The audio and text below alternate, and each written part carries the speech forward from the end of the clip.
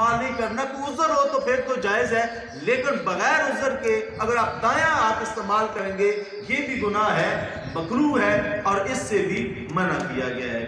تو اب دیکھیے ایک بات کہاں سے شروع ہوئی تھی کہ کھڑے ہو کر پیشاب کرتا ہے, اس کے پیشاب کے چھینٹے اس کے کپڑوں پہ پڑتے ہیں, تو حضور علیہ الصلوۃ والسلام نے فرمایا کہ میں نے اپنی نگاہ نبوت سے دیکھا ہے کہ ان قبر والوں کو عذاب ہو رہا ہے. اور کس وجہ سے عذاب ہو رہا ہے؟ ایک ان کی خامی یہ تھی کہ وہ چغلیاں بہت کھاتے تھے, وہ لوگوں کی شکایتیں بہت لگاتے تھے بلا وجہ, اور دوسرا وہ پیشاب کے قطروں سے نہیں بچتے تھے. تو اس لیے ہم نے چغلی بھی نہیں کھانی اور پیشاب کے قطروں سے بھی نہیں پڑھنا. اور تیسرا عمل کیا حضور نے کیا؟ حضور نے ایک سبز ٹہنی اس قبر والوں کے اوپر رکھی. فرمایا جب تک یہ ٹہنی یہاں موجود رہے گی, سبز رہے گی, یہ اللہ کا ذکر کرتی رہے گی, تو گویا قبر کے پاس بیٹھ کر اگر ٹہنی سبز ٹہنی سے عذاب میں کمی آ جاتی ہے, تو اگر کوئی قبر والوں کے پاس بیٹھ کر قرآن پاک کی تلاوت کرتا ہے, حضور کی حدیث سے یہ ثابت ہوتا ہے کہ اس تلاوت کی وجہ سے اللہ کریم مردوں میں بھی زندگی کی روح ڈال دیتا ہے. اللہ کریم ان مرنے والوں پہ بھی کرم فرماتا ہے. تو اس لیے پھر اس کے علاوہ حضور علیہ الصلوۃ والسلام نے حضرت انس بن مالک کو ایک سٹک عطا کی ہوئی تھی, ڈنڈا دیا ہوا تھا. آپ نے کہا اس کو میرے ساتھ قبر میں دفن کر دینا. کیوں؟ فرمایا کہ جتنے عرصہ یہ میرے ساتھ وہاں رہے گا اللہ کریم میرے درجات میں اضافہ فرماتا رہے گا.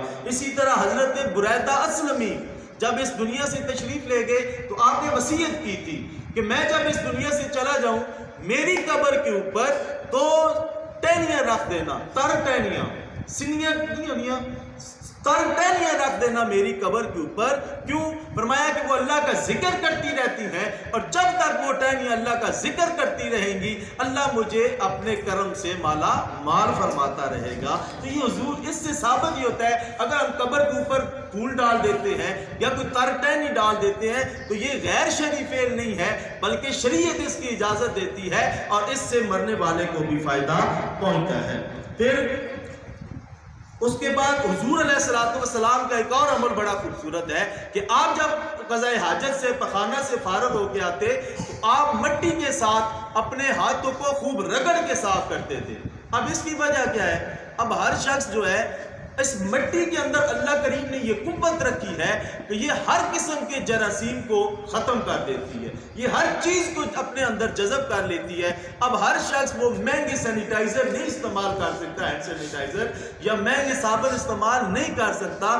تو حضور نے کمال شفقت اور مہربانی فرماتے ہوئے اپنے امتیوں کے لیے آسانی فرما دی کہ اگر تمہیں کوئی ایسی جگہ ہو صابن موجود نہ ہو, وہاں مٹی پر ہاتھ رگڑ کر صاف مٹی کے ساتھ اپنے ہاتھوں کو دھو گے, سمجھ لینا اللہ نے سارے جراثیم معاف کر دیے ہیں. اگر ثواب کی نیت سے کرو گے تو حضور کی سنت کی وجہ سے اللہ کریم 100 شہیدوں کے برابر ثواب عطا فرمائے گا.